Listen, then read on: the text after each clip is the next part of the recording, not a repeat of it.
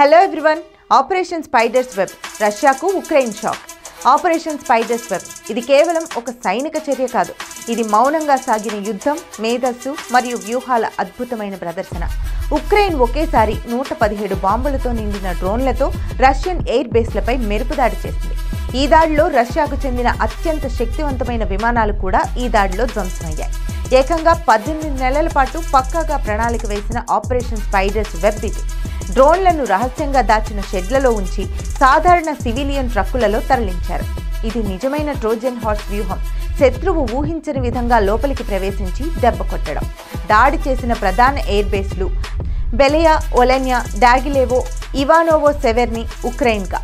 ఇవి రష్యాలోని వివిధ టైం జోన్లలో ఉండటం ఈ ఆపరేషన్ ప్రత్యేకత. ఈ దాడి కేవలం సైనికంగానే కాదు, మానసికంగా కూడా రష్యాకు పెద్ద దెబ్బ.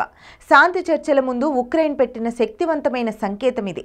ఇలాంటి మరిన్ని ఇంట్రెస్టింగ్ అప్డేట్స్ కోసం T1 అకాడమీ ఛానల్ని సబ్స్క్రైబ్ చేసుకోండి. Thank you.